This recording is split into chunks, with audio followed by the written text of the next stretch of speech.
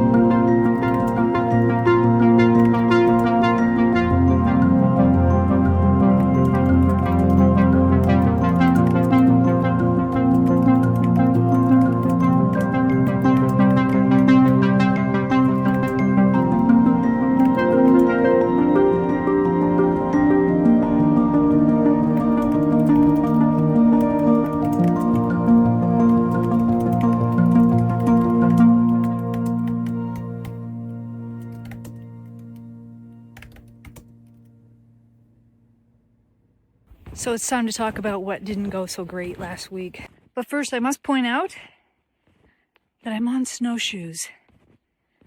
And I might be a little out of breath because I haven't snowshoed in a bit, and I've got about 8 to 10 inches of snow that earlier today was powdery, but because it's warmed up, it's getting a little heavier. So please forgive the breathing.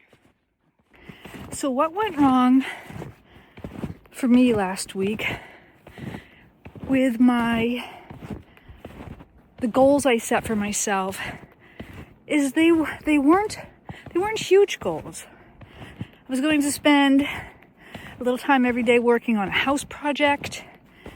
I was going to devote some time to get some financial things sorted. I was going to write, work out, and journal. None of those is extremely time consuming because I was planning like maybe 15, 20 minutes on most of those things.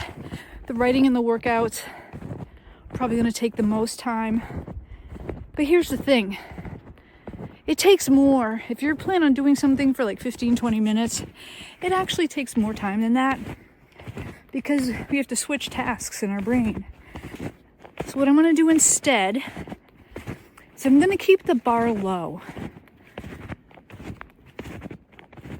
I'm not going to vow to write a certain 12,000 words in a week or anything like that, or 10,000 or 2,000 words a day.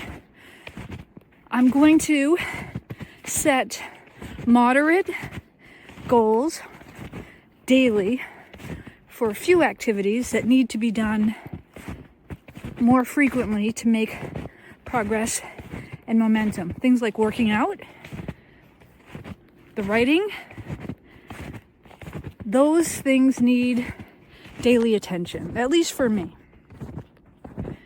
There are things that need weekly attention, like the house projects and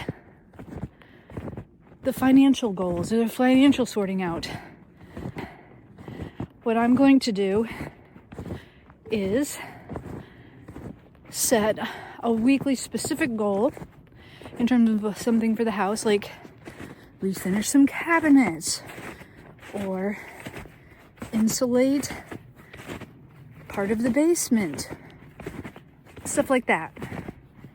And then also same thing for financial things. Go through shred and file these papers.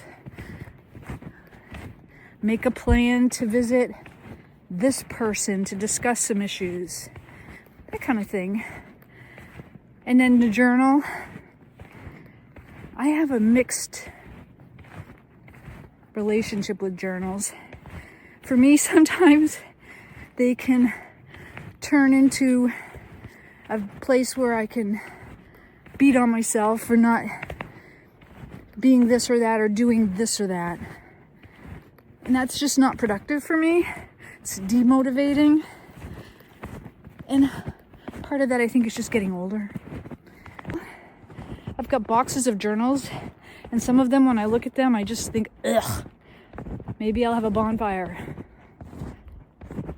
So that's what I'm going to do starting for week 2. Set the bar low. Something I know I can hit even on a busy day, because sometimes things happen that you can't plan for. It's one, so low bar.